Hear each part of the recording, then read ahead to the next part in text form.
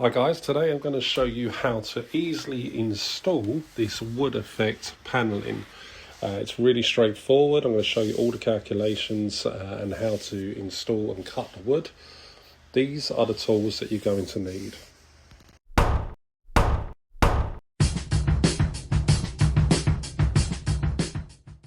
A miter saw or a normal wood saw and miter box.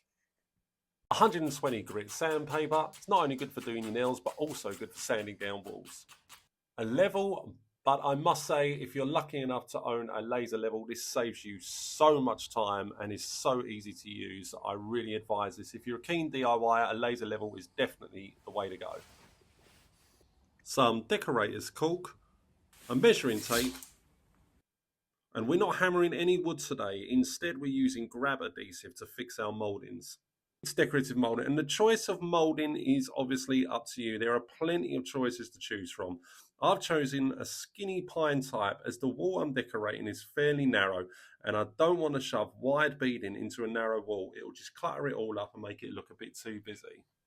Now, quick tip, before putting your mouldings up, prep the wall by sanding any bumps and uneven surfaces and get it painted. It will save time and will ensure a neat finish ready for Mr. Woody. Just make sure everyone is happy with the colour. My wife hated the Peppa Pig pink. To be honest, I'm still a little attached to the pink and I'm a little sad that it's gone. Let me know in the comments what you guys make of it. Now decide on the style you're after. I looked on a few different sites and I landed on the Pinterest website, which I found great for inspiration, not only for panelled walls, but also for my attire for the next weekend. Anyway, I decided to divide the wall with 6 panels, 3 longer panels on the top and 3 smaller panels below. Lovely. The walls are prepped, so now we're going to work out all of our measurements. To do this, it's a good idea to get your crayon out and to do a quick sketch on the paper. I'm now going to teach you the maths involved in working out the dimensions for your boxes. So hold your breath, here we go. All right, first things first, let's get our measuring tape out and let's measure the height and the width of the wall, taking into consideration obviously the skirting board and the coving and if you have any boxings. Now it's important to have the gaps between the panels and the walls equidistant apart. So I've measured 100mm distance between each panel and each side of the walls, ceilings and above the skirting board. Make sure you're aware of any sockets and switches and take these into consideration. Now to calculate the width of each panel, I'll deduct the total gap distance, which is 4 times 100 equals 400, for the total width of 2000 from 2000, which leaves me with 1600. 1600 divided by the 3 panels that I'm having equals 533. So my box width for each of my panels are 533 with a 100mm gap. For the height, I'll deduct 300, which is the total gap distance between the panels, ceiling and skirting. So 3000, which is the total height of the wall, minus 300 leaves me with 2700. I want my top boxes to be 3/3 the size of my bottom box. So I'll divide that number by 4, which gives me 675. That's the height of my lower box.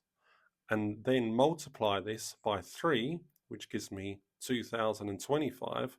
This is the height for my upper boxes. Phew, now we got the boring math bit out of the way, we can mark out our measurements onto the wall. I'm using a laser level, so I'm only pencil marking a portion of the beading edges onto the wall. But if you do not have a laser level, then draw the whole plan out, as this will be your guide for the panels. Look at him go. Now guys, if you would like to help support the channel, please do hit the subscribe button, and if you have any suggestions on future videos, then pop them into the comments. Alright, good. Now it's time for the fun part. Let's chop some wood. For this step, I'm using my miter saw and setting the angle of the cut to 45 degrees.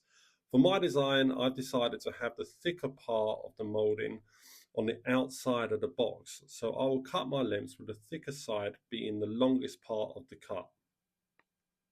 Once we have cut our lengths to size, let's lightly sand off any splinter bits, making sure not to sand them down too much, otherwise the angles may not meet as we would like. Now our wood is nice and smooth, let's get painting. paint the beading, making sure the paint is flat and there's no drip marks. Okay, sticky fun time. I'm going to start with the larger boxes, working from left to right. Grab your grip adhesive and run a swirly line down the back of the beading and place onto the wall, giving it a little cheeky shimmy. Now I'm using pine wood, which is very light, and as long as I'm using grip adhesive, there's no need to pin the beading to the wall. If you are, however, using a heavier wood, then you will possibly need to pin this to the wall. I can now move on to completing my top boxes. Take your time and enjoy the process. Instantly, you will start to see your character feature wall come together. You can already hear family and friends saying, "Wow, who did that?" You can answer them, "Me," with a little help from my YouTube friend.